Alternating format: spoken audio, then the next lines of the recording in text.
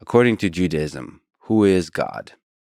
It's difficult because Judaism, like any tradition that is thousands of years old and encompasses so many different lands and languages and thinkers, it doesn't give a single answer to even simple questions, and to large questions, it certainly doesn't give a single answer. Although Judaism was responsible for introducing the monotheistic idea to the world, it doesn't mean that it's one idea.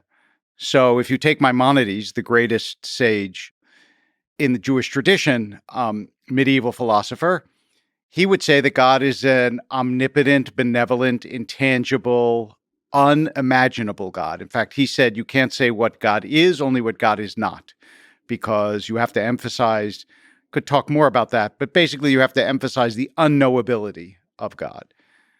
You have a modern philosopher like Heschel, who says that God is a God of pathos, a God of deep feeling, which probably would make Maimonides shiver if he heard such a description.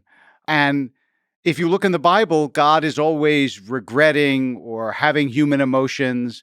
So there are so many different kinds of depictions and ideas. And there is this tremendous tension between transcendence and immanence. That is, in the Jewish tradition, God is exquisitely close. God is immanent. In the Talmud's words, God is as close as your mouth is to your ear. In other words, whatever you say, God hears it. And yet at the same time, God is unfathomably distant. Sometimes when I speak to high schoolers, I will say, in the Jewish tradition, think of it this way. When you were 2 years old, you had no idea what it was to be a 15-year-old. Not only did you not know, but you didn't know what you didn't know. We conceive of God as being more, the distance between God and human beings is far greater than the distance between a 2-year-old and a 15-year-old. So when we speak about God, we have to acknowledge how limited we really are.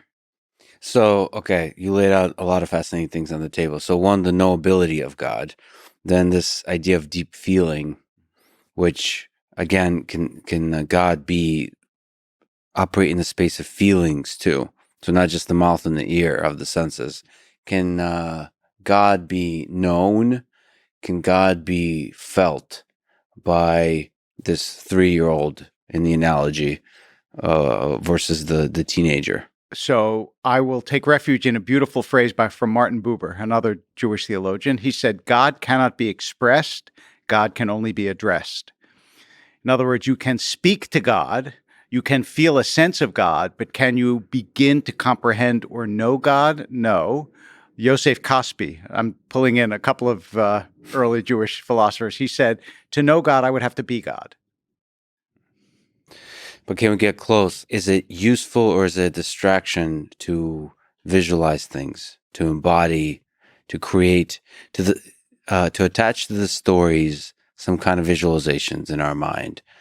For example, gender, he versus she, right. Things like this, or old man in the sky kind of feeling. So it's almost inevitable, but I think ultimately you try to transcend it. This was the great, we just read this actually in synagogue, the story of the golden calf. And the story is that human beings found it impossible to not have a visualization because they had just come from Egypt, and in the world of pagan worship, it's not that pagans thought that idol was actually God, but it represented visually what God was. And along comes this idea that God is actually not capable of being visualized, which is very difficult, and it stretches the bounds of human comprehension, maybe even breaks them. So would you say the proper way to operate as a human in relation to God is humility, in that you're screwed? You're not able to basically know anything, almost anything. Well, the reason that the salvation of this is that you can't, I was going to say the reason you're not screwed, but then I thought somebody might be upset at a rabbi saying that. So I didn't say it and have not said it. Yes. But the reason you're not is that you don't have to have a comprehension of God. You have to have a relationship to God. And those are not the same. I mean, to draw an analogy that is not far from perfect, as most analogies are, but this one especially. You have relationships with people who are mysteries to you. You're a mystery to yourself. You can live and love somebody for 50 years and they can say something that surprises you, because ultimately we are trapped in here. And when a child first says I, we call that individuation. But what that really means is I now know that I am cut off from the minds of all other children and all other people. And so you have with God a more intimate relationship because you can believe that you are known by God and you have a relationship to God, despite the fact that you can't know God just as you can't know others. And some would say to have a good relationship, you want to be constantly surprised. Right.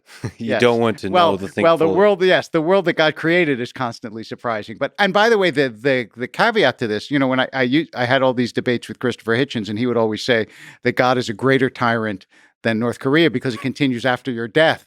And the idea of being known by God is, after all, frightening if you think God knows what I think and so on, if your image of God is unloving.